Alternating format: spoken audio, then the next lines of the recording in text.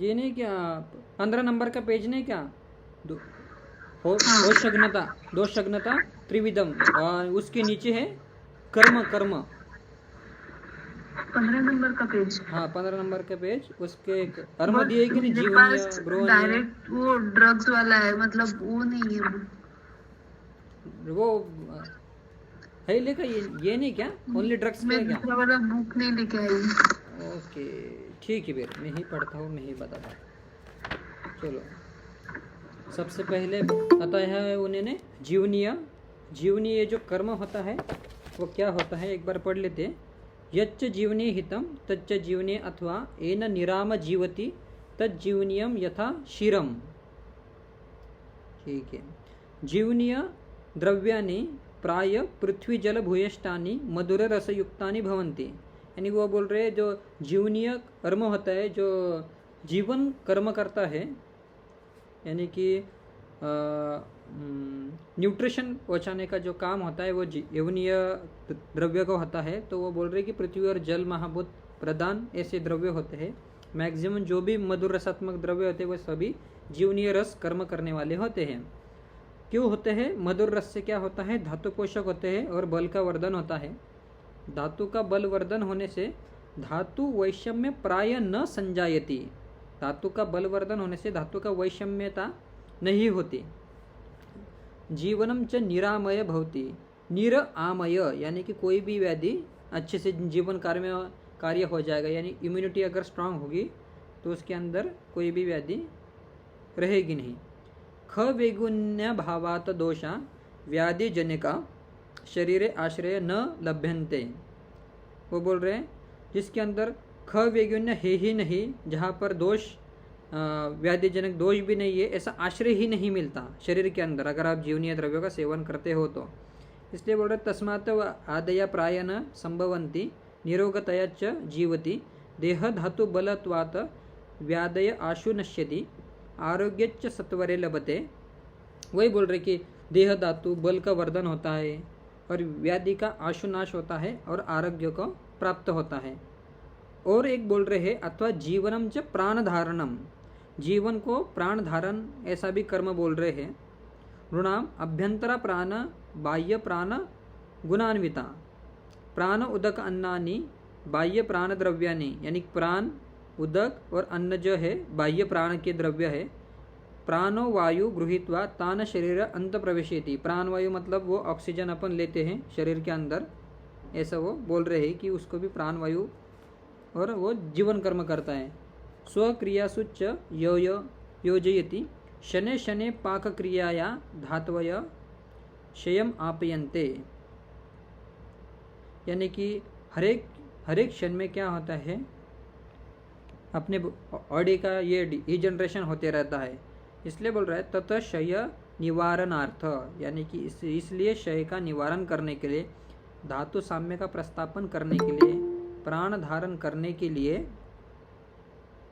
गंगा अंबु क्षीर शाली शर्करा आदि न जीवनीय द्रव्य उपयोगम आवश्यकम। इसलिए वो क्या बोल रहे हैं, पानी हो गया, दूध हो गया, चावल हो गए, शर्करा हो गए, ऐसे सभी मधुर द्रव्य क्या करते हैं, जीवन का काम करते हैं। एतानि प्राण द्रव्यानि व्यान सहायेन रक्ताश्रयन च अखिलं देहम आश्रयन्ति। बोल रहे जो प्राण द्रव्य है व्यान वायु के सहाय्य के कारण रक्ताश्रय को मिलके पूरे बॉडी के अंदर ऐसे फैल जाते हैं, ऐसे बोल रहे। विशुद्धम ही रक्तम, यानी कि अगर तुम्हारा शुद्ध विशुद्ध है, रक्त के अंदर कोई भी दुष्ट नहीं है, तो प्राण का अनुवर्तन करता है। जीवन रक्त से यत, यानी कि रक्त का जो कर्म है, ये रक्त का जो जीवन कर्म है वो श्रेष्ठ कर्म बताया गया है और वो शरीर के अंदर प्राण का अनुवर्तन करता है। इसलिए ये जीवनी द्रव्य इम्पोर्टेंट है। आगे बता रहे हैं धातु क्षयात नर यदा मूर्छति। धातु क्षय के कारण अगर पेशेंट को मूर्छा आ जाती है तो क्या होता है, जीवनी द्रव्य का उपयोग होता है। तथा निरामय जीवनार्थ रोगानाम अनुत्पादनार्थ च जीवनीय द्रव्यानि उपयुज्यन्ति। इसलिए बोलते हैं निरामय जीवन के लिए जीवनीय द्रव्य का उपयोग होता है। चरकोक्त जीवनीय महाकषाय कौन कौन से है ये भी याद कर लेंगे। जीवक ऋषभक मेधा महामेधा काकुली शिरकाकुली मुग्धपर्णे माशपर्णे जीवंती मधुक इति दशमानी जीवनियानी भवंती। तो यहाँ पर ये ऊपर के सभी द्रव्य कॉन्ट्रोवर्शियल है, बस एक काकुली शिरकाकुली मिल जाती है। मुग्धपर्णे माशपर्णे थोड़ी सी इंडेंजर्ड स्पेसिस में है, मिलती नहीं जल्दी। जीवंती मिल जाती है और मधुक भी मिल जाता है। तो आपको मैक्सिमम जो द्रव्य यूज करने हैं वो एक जीवंती हो गया और एक मधुक हो गया, क्योंकि ये दोनों मधुर मधुर शीत है। और मधुक मेनली वात रक्त के अंदर एक दवा बताई है। मधुक का अगर आप अग्रे में जाओगी तो वो चक्षुष्य भी है, रसायन चिकित्सा में बताया भी है, वैद्य रसायन भी बताया गया है। इसे मल्टीपल जगह रसायन के तौर पर आपको यष्टि मधु का उपयोग करना चाहिए। जहाँ पर रक्त दुष्टि हो, रक्त का प्रसादन करना हो, यानी ओवरऑल यानी कि जीवन कर्म आपका क्या करता है, यष्टि मधु बढ़ाता है, ऐसा कह रहे हैं। आगे बोल रहे हैं बृहनीय द्रव्य यच्च शरीरस्य बृहत्वम जनेत तत बृहनम यथा शतावरी।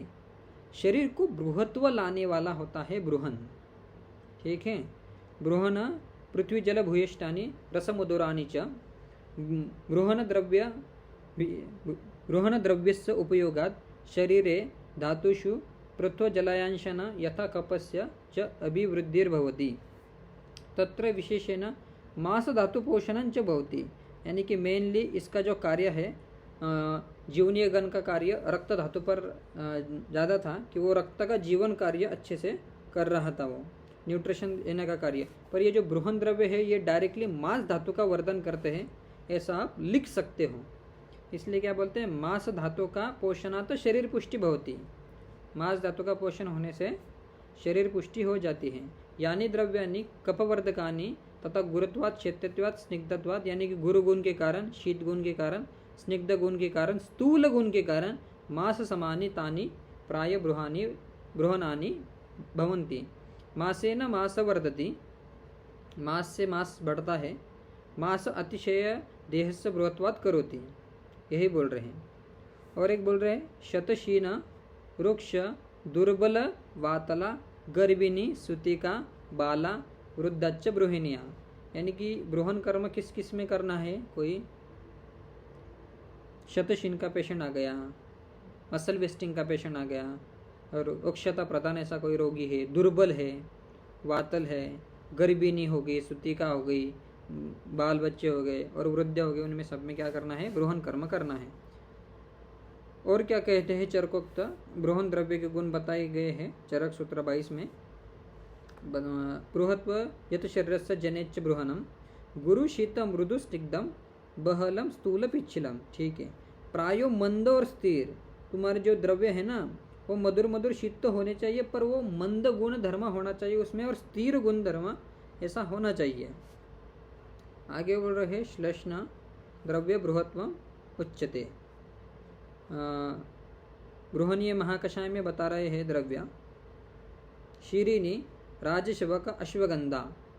अश्वगंधा यहाँ पर है, काकुली है, शिर काकुली है, वाट्टायनी मतलब बला है इधर, तो आप बला का उपयोग कर सकते हो मांस धातु वर्धन के लिए।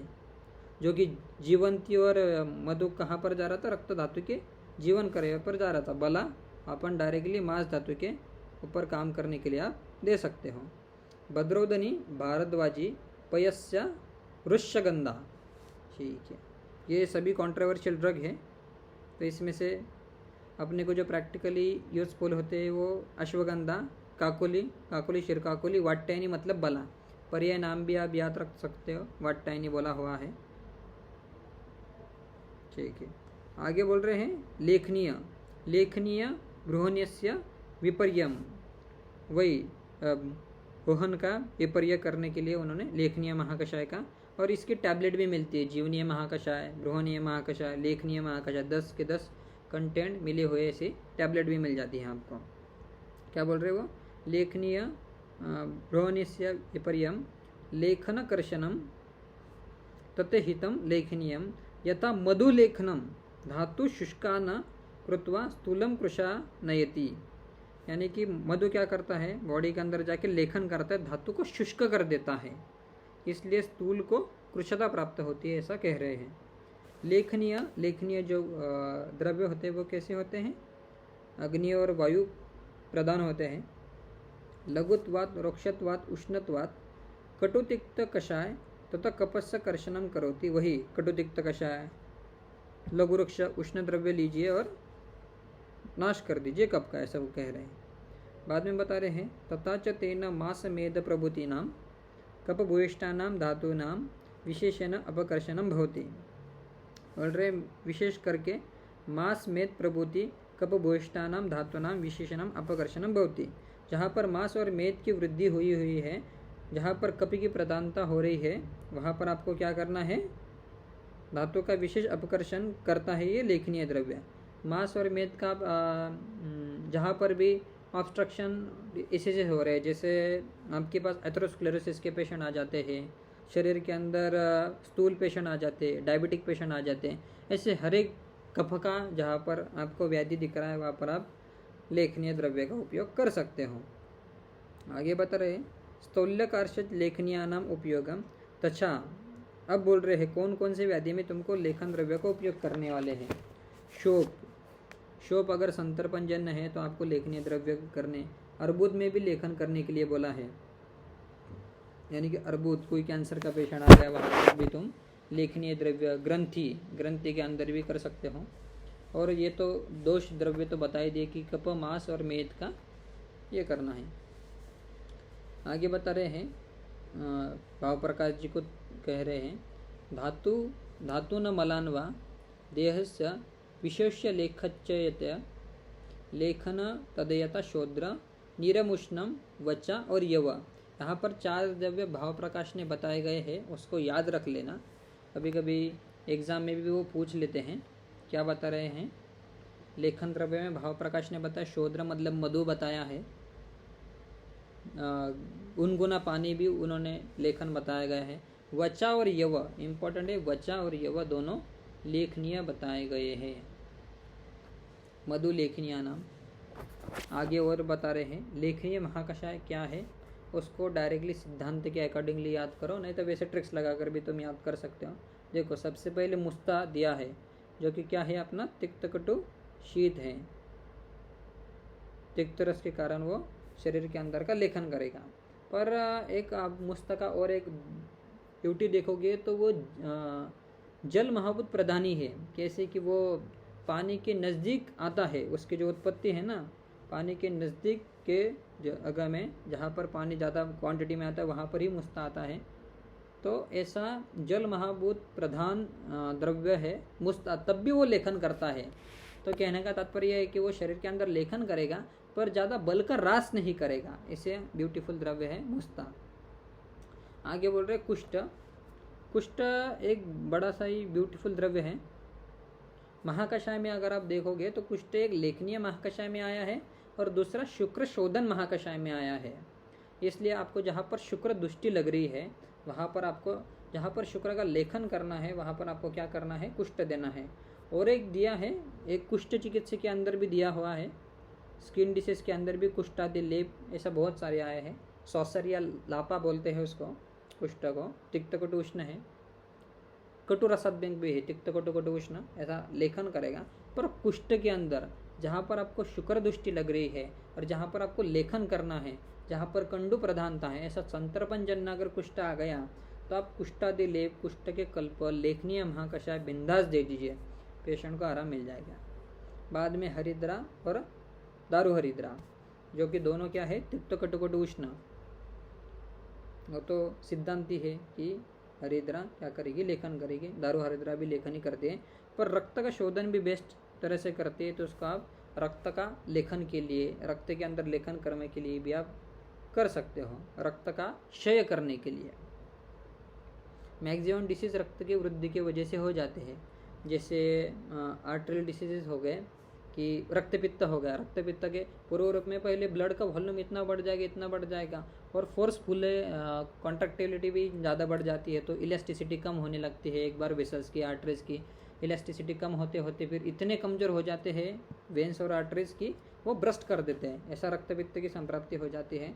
इसलिए उसका रक्त का ऐसा वॉल्यूम कम करने के लिए, रक्त की वृद्धि कम करने के लिए, क्योंकि रक्त पित्त के अंदर सिर्फ रक्त पित्त को दुष्टि नहीं करता और रक्त की वृद्धि भी होती है। इंपॉर्टेंट वही है कि रक्त की वृद्धि भी होती है, तो रक्त की वृद्धि को भी ध्यान में रखना चाहिए। इसलिए उन्होंने स्टार्टिंग में उपेक्षा बोली है कि भाई साहब रक्त पित्त के अंदर पहले कभी भी स्तंभन नहीं करना है, आपको जाने देना है। आगे बोल रहे हैं वचा, जो कि अपन ने देख लिया। वचा मज्जागामी है, तो आप उसको मज्जा धातु का लेखन या मज्जागत दोष के लिए भी आप उसको यूज कर सकते हो। अतिविषा दी हुई है, अतिविषा श्रेष्ठ दीपनीय पाचन, त्रिदोषक नाम ऐसा भी बोली है। दीपन पाचन के लिए श्रेष्ठ द्रवा है, अग्नि के लिए श्रेष्ठ द्रवा है। बच्चों के अंदर सबसे बाल भेषज भी बोला है। अगर आपको बच्चों के अंदर लेखन करना है तो आप अतिविषा कल्प आप यूज कर सकते हो। और कुट की तो बोली है, क्योंकि विरेचन करके वो क्या करेगी, लेखन कर देगी दोषों को बाहर निकाल के।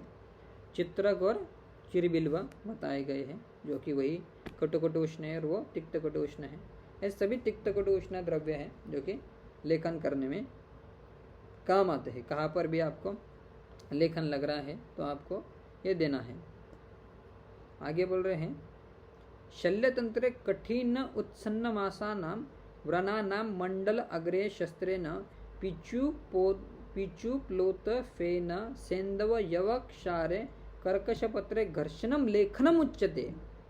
यानी कि स्क्रैपिंग करने के लिए शल्यतंत्र में बताया गया है कि एक आधा व्रण है आपके पास, उसके एजेस या फ्लोअर ऐसा आपको उन्नत उसके व्रण दिख रहे हैं, कठिन उन्नत मासा नाम ऐसा मांस बड़ा हुआ लग रहा है, तो वो बोल रहे मंडलाग्र पत्र, स्कालपेल लो, ब्लेड लो, आप 15 नंबर या 11 नंबर का, इससे आप काट सकते हो उसके कठिन उत्सन्न मासा में से एजेस को आप काट सकते हो किसी भी व्रण के। और बोल रहे हैं और आपको लेखन किससे करना है, पीचू कोई गॉस्पिस से, आप लोथ से कर सकते हो। सेंधव भी बोला है कि आपको नमक भी छिड़कना है व्रण के ऊपर लेखन कर्म करने के लिए। बहुत ज़्यादा डेड टिश्यूज अगर है, आज ही पेशेंट आया था डायबिटिक फूड गैंग्रीन का, तो उनके अंदर हमको ही आधा घंटा लग गया उसको उन डिब्राइडमेंट करने के लिए कि इतना अंदर स्लैब पड़ा था और डेड टिश्यूज भी बहुत बड़े थे, पूरा ब्लैकिश हो गया था अंदर तक।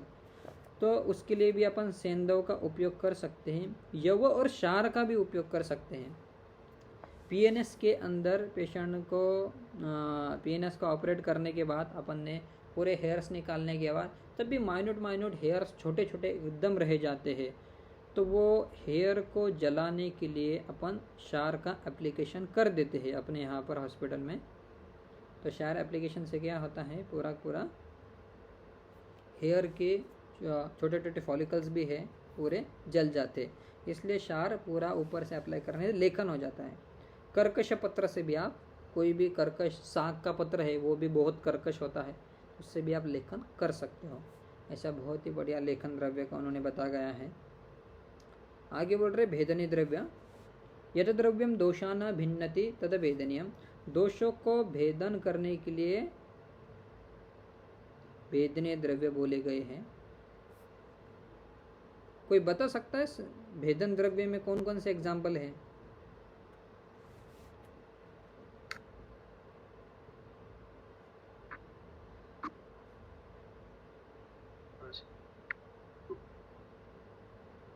कुटकी, हाँ, कुटकी भेदन करती है।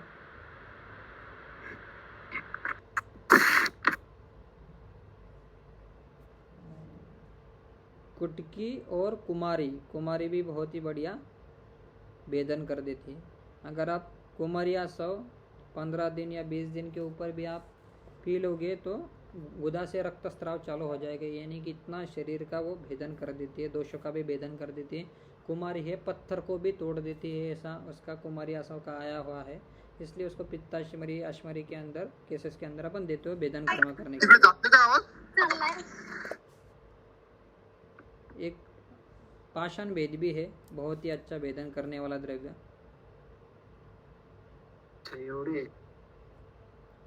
और याद आ रहा है तो तुम भी बता सकते हो और कौन कौन से भेदन द्रव्य है करके। दोषों को भेदन करने के लिए कहाँ कहाँ पर दोषों का बहुत ज़्यादा संघात होता है तो वहाँ पर आपको भेदनीय द्रव्य देने होते हैं। कोई ऐसे पेशेंट आते हैं आपके पास कि वो बोलते हैं 2 साल से मेरा डिसीज़ है, यानी कोई स्किन का डिसीज़ है, कोई भी डिसीज़ है, वो ठीक ही नहीं हो रहा है। बहुत सारी मेडिसिन खा ली, आयुर्वेदिक मेडिसिन भी खा ली, कुछ भी ये नहीं हो रहा, आराम नहीं मिल रहा, अपन कैसे डायरेक्टली व्याधि विपरीत चले जाते हैं। पर कभी कभी ऐसा दोषों का भेदन भी करना पड़ता है, तो आपको स्पेशली भेदन द्रव्य का उपयोग वहाँ पर करना चाहिए।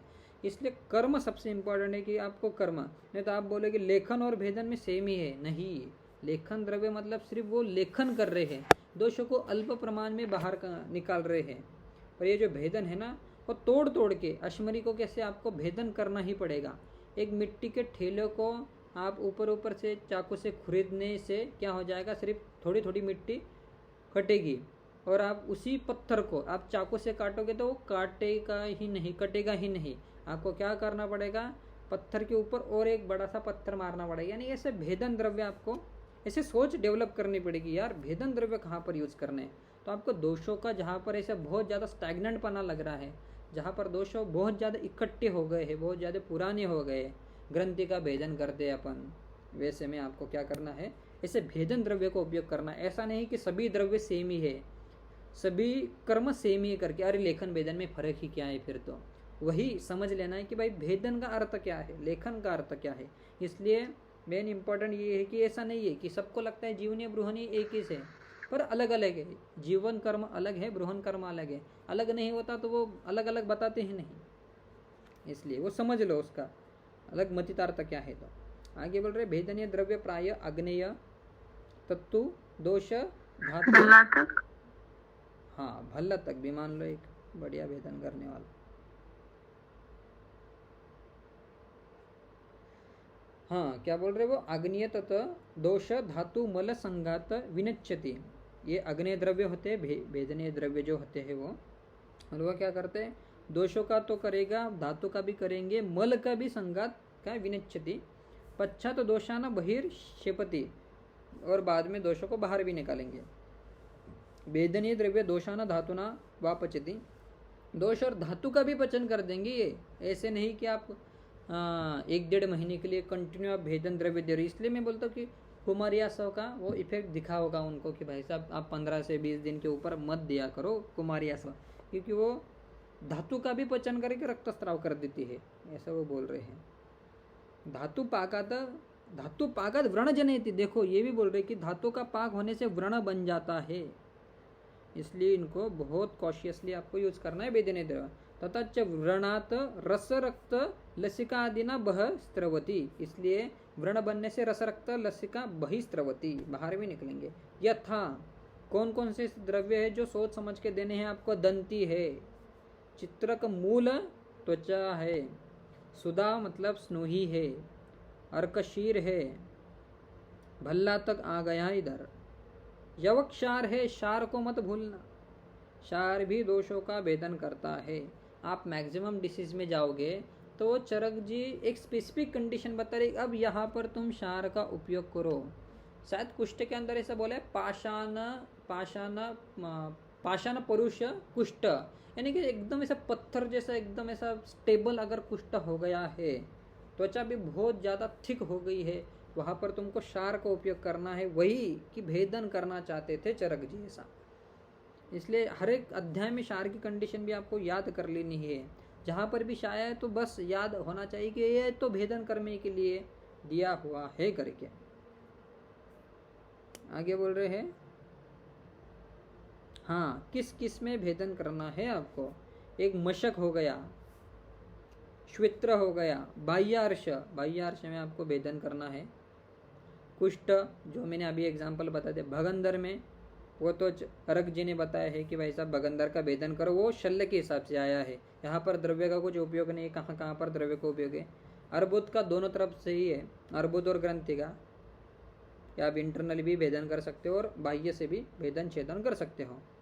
दुष्ट नाड़ी व्रण अश्मरी का भी भेदन करना है, ऐसा बोल रहे हैं।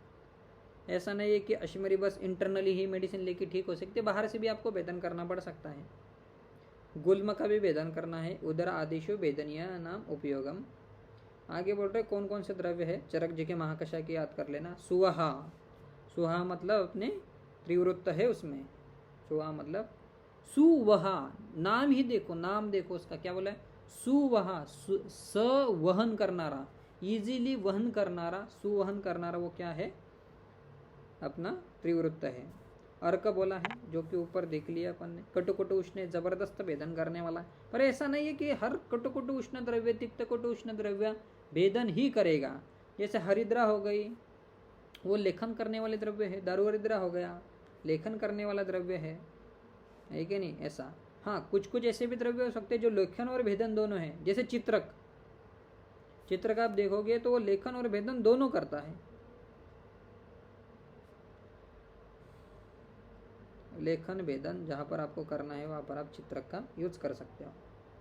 क्या बोल रहे हैं? और उरुबक, उरुबक मतलब अपना एरंड तेल या एरंड भी मान सकते हो, वही उसको समझ लो कि ये भेदनीय द्रव्य है। अग्निमुखी मतलब लांगली, गर्भ का पातन करने के लिए उसका उपयोग होता है, तो वही भेदन ही करते शरीर के अंदर। आगे बता रहे हैं चित्र का, चित्र का, शायद एरंडक का और एक ये बताया है उन्होंने, दूसरा भी टाइप्स बताया है, इसलिए यहाँ पर एरंडक के दोनों टाइप्स आए हुए हैं। चित्र का, चिरिबिलवा, शंखिनी, शकुलादनी, शकुलादनी मतलब अपनी कुटकी, स्वर्ण शिरी आई है यहाँ पर, इति भेदनीय द्रव्यानी। ये द्रव्य को याद रख लेना कि सभी। दंती बोला है।